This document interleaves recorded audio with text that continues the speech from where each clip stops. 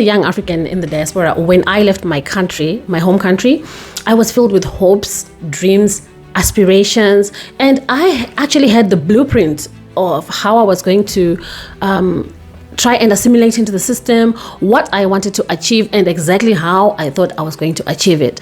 2 years into my diaspora journey, things are a little bit different. And I believe I can actually speak on this subject now because 2 years is quite a reasonable amount of time. So these are the top disadvantages for me personally of being in the diaspora. Number 1, overworking. Now, I know that this is quite a subjective issue because people will say if you have a high income skill, you won't have to do 2 to 3 jobs. Let us just talk about the majority. If you are doing a manual job, or if you have a manual job in the diaspora, best believe you will be surviving on at least a minimum of 2 jobs. I have seen people that work 3 jobs. So this burning of the midnight oil culture, for me, it doesn't sit well with me. This is because I worked in corporates for 10 years in my home country, and I didn't need a second job. I just needed 1 job, and that would pay my bills. If I wanted to get extra money, then I would have to find some side hustle that I would do on the side. Never, ever had I needed at any given time an overnight job.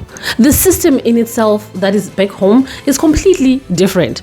And I'd like to believe that the people that colonized Africa, they really had something up their mind. Like they knew, right? They were coming from countries that were industrializing, and people had night shifts, day shifts, all these other things, and they were paid by the hour. But when they introduced their economic systems during colonization in Africa, there was no room for working 2 to 3 jobs. It was 1 job, and that's it.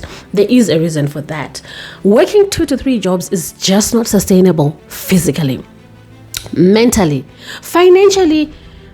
It can be a way of making more money, but you know what I've discovered? The more you work, the more jobs you work, the less the money you actually make. Sometimes people are just literally surviving or trying to keep their head above the water by working 2, even 3 jobs.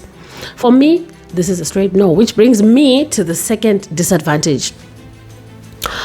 I think immigration in itself, or the diaspora work culture, is some form of suicide. And it's not only mental suicide, because we do suffer psychologically. There are so many issues that you are dealing with, trying to fit in, trying to get used to new things, culture shock and all those other things. But physically, working 2 to 3 jobs takes a toll on your body. So for me, I actually now believe that, working in the diaspora, right? And this is not for people that have 1 job and they're high income earners. No. Or for people that are working 1 job and they are comfortable. No, I'm talking about the realities of other people, the majority which work manual jobs or these hard physical jobs, right? Working in the diaspora is some form of suicide. It's some form of skeletal suicide. You work 2 to 3 jobs, your back is breaking, your legs are swollen from standing, you are tired, you are ever exhausted, you don't get to sleep much per day, you don't get enough rest, enough sleep, because you're thinking about going to your next job. I have encountered situations where certain people that I've talked to get off an 8-hour shift to go into another 12-hour shift, right, without even sleeping. Some people sleep on trains, on buses, en route to their next job. And for me, if this is not some form of mental suicide or skeletal suicide, then I don't know what you can define it as, because for me, this is some form of suicide. You die slowly. You will die slowly. And this is why I'd like to believe, like, when you get to 65 and you've been working for 20 to 30 years in those hard jobs, there's no way you'll have a functional back. There's no way you're going to have a functional skeleton. Your whole body is going to give in at some point, right? This is why we see people that are returning back home now after 30 years, 40 years in the diaspora. Some of them are actually wheelchair bound. Some are moving with mobility devices. It's not everyone, but there is a good percentage of people that come back home with their bodies damaged just from working, right? And for me, I find this it's a very difficult situation, because you have to pay your bills, right? Which brings me to the third point here, the third disadvantage, which is that disenfranchisement from your family, it does take a toll on you, right? It does take a toll on you. And I'm talking about people that have siblings back home, people that have left even their own kids, right? There are people that have left their spouses and their kids back home. They have left their parents.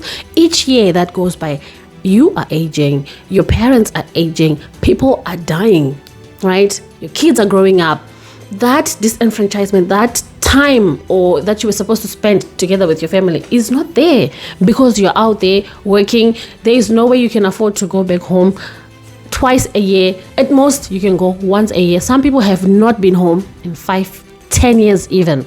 Some people have lost parents, siblings, entire families have been wiped out, and they haven't even been back home to see any of those people before they died or during their sickness, or even to attend funerals, which is something that you will have to live with. That you have to live with for the rest of your life, and it leaves these emotional scars. Whilst this may sound petty, it really does take a toll on you. And I'm speaking from my own experience after having lost someone who was very, very close to me, and I hadn't seen them in just a year.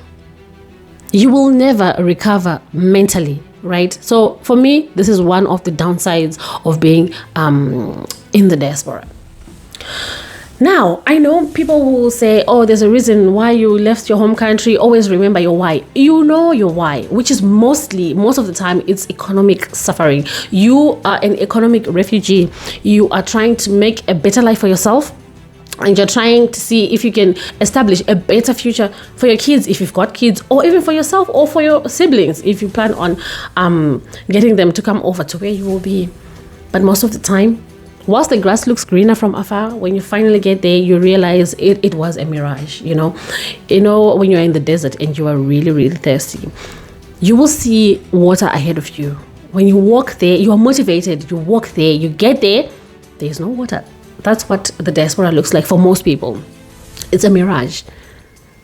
For other people, it's just one way of transferring your address of poverty from whatever capital city you've been in your home country to your new capital city. For example, you will just be transferring your poverty from Johannesburg to London, from Harare to Stockholm, from Nairobi to Washington or New York, right? For most people, they never really get out of that poverty that they were trying to escape from home. Instead, they find themselves in another type of poverty, which I'm going to talk about, the working poor. Oh my God. You can be working but be extremely poor, right? All you can afford is your bills. And these are basic bills, your rent or your mortgage, if you can even afford one. So I'm just going to talk about the rent. Your rent, your car notes, your car insurance, your water, your electricity, heating, those basic things.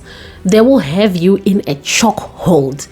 All you can think about are those deductions in your account, all those bills that every time you get your check or your paycheck, you will think again and again. And now it's an unending cycle, because once you are in it, you definitely cannot get out. You cannot go back home because you are trapped, right? You are trapped because you don't have money to go back home. What are you going to do? You're going to stay. So for me, this is one of the disadvantages of being in the diaspora.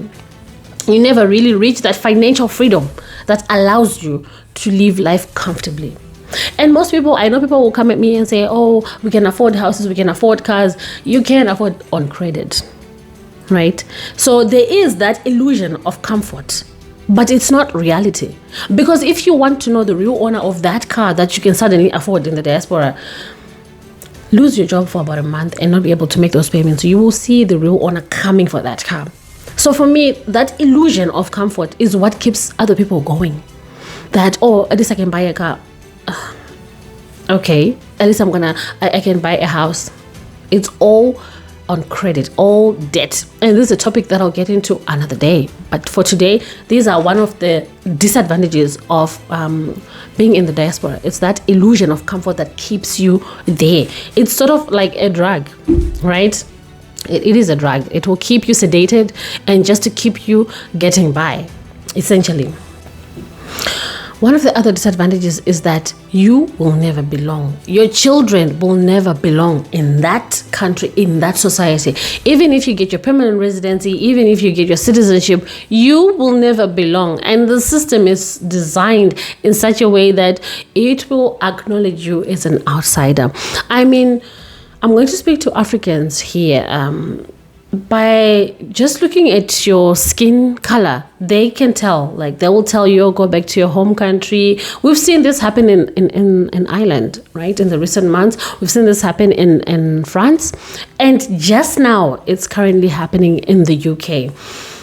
And it's such a shame because we have Black British people that are being told to go back home, and yet they are in their home country, right? In the Great Britain, they are in their home. They've been born and bred there. They have had their own kids there. That's all they have known. That is their home. But because they are Black, they can never belong. And this is a subjective issue for some people, because they'll be like, oh, but this is my home. Nobody can tell me to go back where I'm not from. It takes a mental toll on you. Imagine you've established your life, right, in that country. That's all you've known. You are a Black British, for example. And then somebody's telling you, go back home. Where are you going to go to? Where exactly are you going to go to? So these are the other things that I see that, they do take a mental toll. On you as an immigrant. You will never belong. Just by virtue of your skin color, you will never belong. Your kids will be told different things. I've seen videos online where kids are being told by very young kids, oh, go back to your country, you don't belong here. Racism. And even as an adult, you face institutionalized racism. It may not be in your face, but it's there. And one way or the other, especially in corporate, as you're trying to climb the corporate ladder, you will face a lot of discrimination, right? So for me, that sense of belonging is never there. It doesn't matter even if you've stayed in the diaspora 10, 15, 20 years, 30 years, you will never have that sense of belonging. And the sad part is, because you've been away from your home country, you don't belong there either. So you do not belong to your home country. You do not belong to your host country. So home becomes nowhere, right? So that, for me, I also think about that every other day. And I don't want my children to experience that. This is one of the reasons why I'm really rethinking my decision of moving abroad.